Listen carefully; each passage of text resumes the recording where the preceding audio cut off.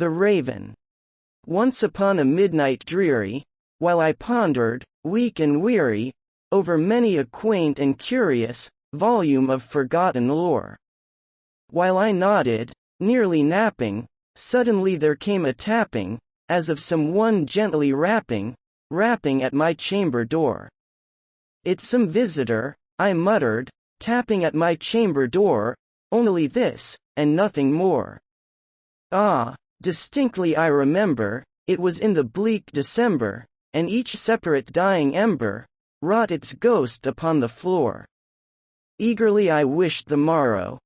Vainly I had sought to borrow from my book's surcease of sorrow, sorrow for the lost Lenore.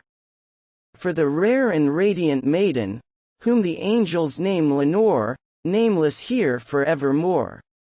And the silken, sad uncertain, rustling of each purple curtain, thrilled me, filled me with fantastic terrors, never felt before.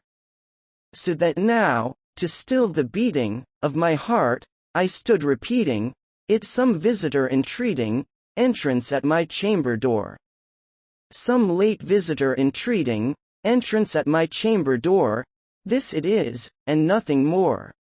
Presently my soul grew stronger, hesitating then no longer. "Sir," said I, "or madam, truly your forgiveness I implore. But the fact is I was napping, and so gently you came rapping, and so faintly you came tapping at my chamber door, that I scarce was sure I heard you. Here I opened wide the door, darkness there, and nothing more. Deep into that darkness peering, long I stood there wondering, fearing, doubting, dreaming dreams no mortals ever dared to dream before. But the silence was unbroken, and the stillness gave no token, and the only word there spoken was the whispered word, Lenore. This I whispered, and an echo murmured back the word, Lenore. Merely this, and nothing more. Back into the chamber turning, all my soul within me burning, soon again I heard a tapping, something louder than before. "Surely," said I, "surely, that is something at my window lattice. Let me see then, what thereat is, and this mystery explore. Let my heart be still a moment, and this mystery explore. 'Tis the wind, and nothing more." Open here I flung the shutter, when, with many a flirt and flutter, in there stepped a stately raven, of the saintly days of yore. Not the least obeisance made he, not a minute stopped or stayed he, but, with mien of Lord or Lady, perched above my chamber door. Perched upon a bust of Pallas, just above my chamber door, perched, and sat, and nothing more. Then this ebony bird beguiling my sad fancy into smiling, by the grave and stern decorum of the countenance it wore. "Though thy crest be shorn and shaven, thou," I said, "art sure no craven, ghastly, grim, an ancient raven, wandering from the nightly shore. Tell me what thy lordly name is, on the night's Plutonian shore." Quoth the raven, "Nevermore." Much I marveled this ungainly fowl to hear discourse so plainly, though its answer little meaning, little relevancy bore. For we cannot help agreeing that no living human being ever yet was blessed with seeing bird above his chamber door. Bird or beast upon the sculptured bust above his chamber door, with such name as Nevermore. But the raven, sitting lonely on that placid bust, spoke only that one word, as if his soul in that one word he did outpour.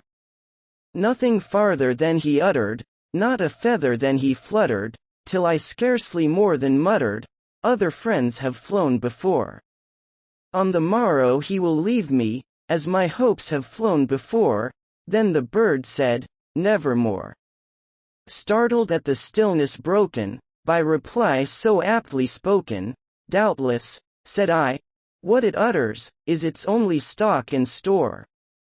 caught from some unhappy master, whom unmerciful disaster followed fast and followed faster, till his songs one burden bore. Till the dirges of his hope that melancholy burden bore, of never, nevermore. But the raven still beguiling all my sad soul into smiling, straight I wheeled a cushioned seat in front of bird, and bust, and door. Then, upon the velvet sinking, I betook myself to linking fancy unto fancy, thinking, what this ominous bird of yore? What this grim, ungainly, ghastly, gaunt, and ominous bird of yore meant in croaking, nevermore? This I sat engaged in guessing, but no syllable expressing, to the fowl whose fiery eyes now burned into my bosom's core. This and more I sat divining, with my head at ease reclining, on the cushion's velvet lining, that the lamplight gloated o'er. But whose velvet violet lining, with the lamplight gloating o'er, she shall press, ah, nevermore. Then, methought, the air grew denser, perfumed from an unseen censer, swung by seraphim, whose footfalls tinkled on the tufted floor.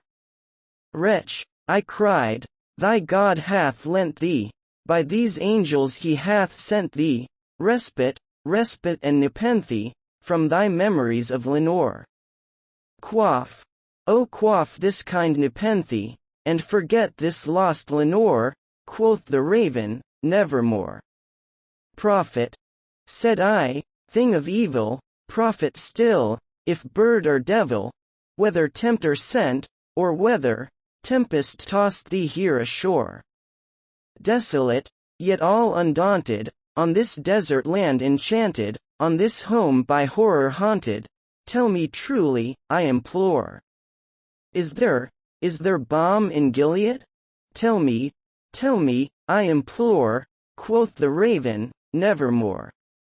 Prophet, said I, thing of evil, prophet still, if bird or devil, by that heaven that bends above us, by that God we both adore.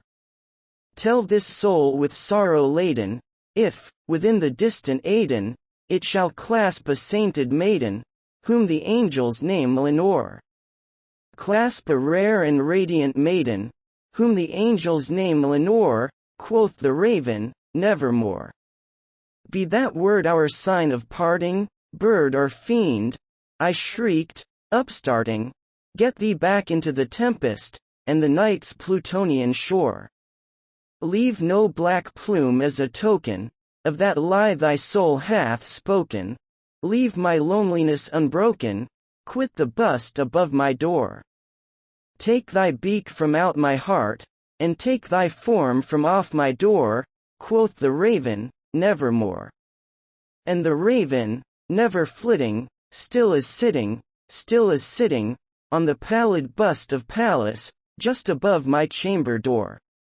And his eyes have all the seeming of a demon's that is dreaming, and the lamplight o'er him streaming throws his shadow on the floor. And my soul from out that shadow, that lies floating on the floor, shall be lifted, nevermore.